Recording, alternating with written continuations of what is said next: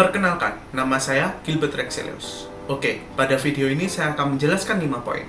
Yang pertama, perusahaan Aneka Jaya. Kedua, Unsolved Matrix. Ketiga, analisis Aneka Jaya. Keempat, timeline pertumbuhan. Dan yang kelima adalah refleksi pembelajaran. Poin yang pertama, apa itu Aneka Jaya?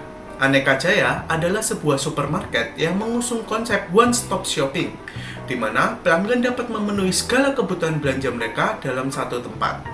Beragam produk tersedia di Aneka Jaya, mulai dari peralatan listrik, elektronik, peralatan rumah tangga, alat tulis kantor, dan berbagai produk lainnya.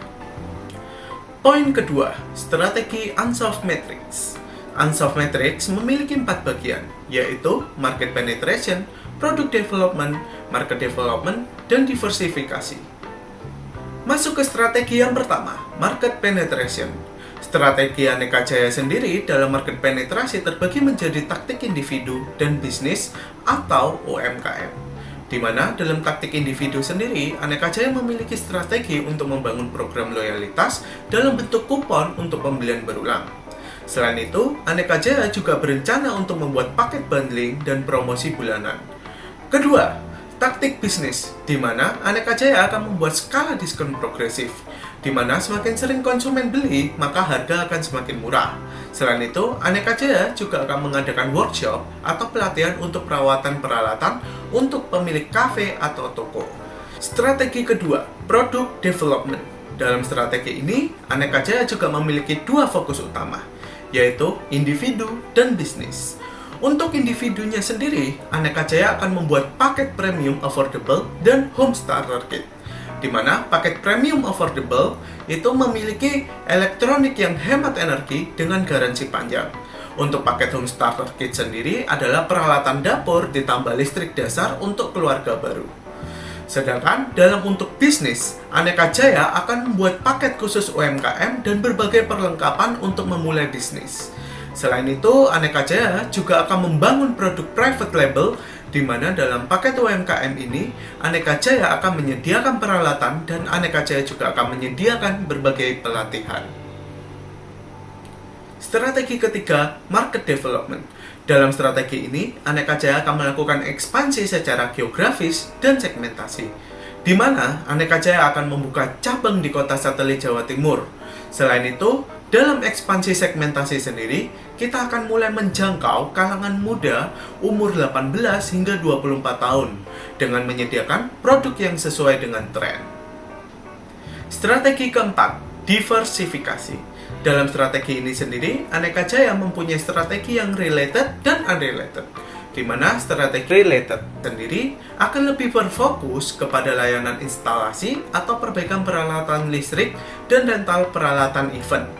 Dalam strategi unrelated, Aneka Jaya juga akan mencoba untuk menjangkau produk organik. Poin ketiga, analisis perusahaan. Di dalam analisis ini terdapat 4 bagian, yaitu pemasaran, pemasaran digital, operasional, dan HRD. Pemasaran.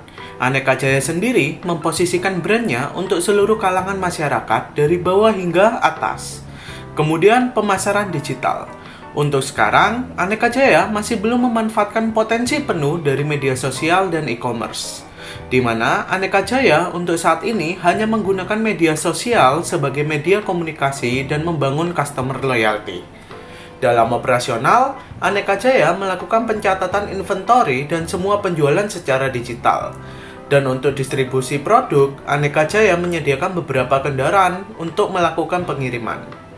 Kemudian dalam HRD, Aneka Jaya sudah terstruktur dan teratur, di mana Aneka Jaya sudah memiliki standar SOP dan juga untuk setiap karyawan kami bersistem kontrak. Poin keempat, timeline rencana pertumbuhan strategis. Dalam timeline rencana pertumbuhan sendiri, saya akan membuat rencana pertumbuhan dalam jangka waktu 3 tahun, di mana pada akhir tahun 2025 hingga awal 2026, Aneka Jaya akan menyempurnakan konsep single distributornya. Selain itu, dari akhir tahun 2025 hingga akhir tahun 2026, Aneka Jaya akan mulai mengenalkan diri ke pasar digital.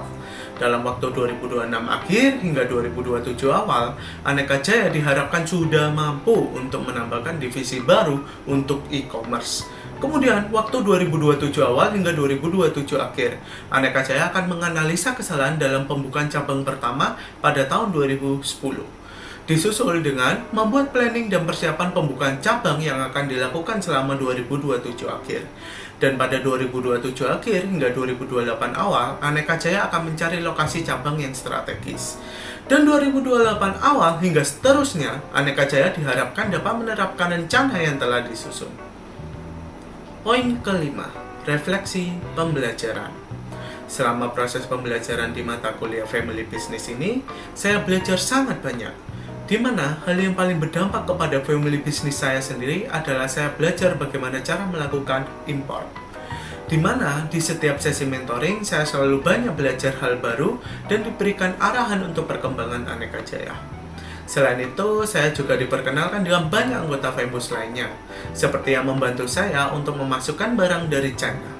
Selain itu, dari mata kuliah Family Business ini, saya juga belajar lebih dalam mengenai Aneka Jaya, di mana saya memahami dari bagian target pasar, inventory Aneka Jaya, dan banyak lagi lainnya. Sehingga dari mata kuliah Family Business ini, saya tidak hanya menerima teori saja, tetapi saya bisa langsung berkontribusi dalam mengembangkan Aneka Jaya. Sekian video ini, saya ucapkan terima kasih.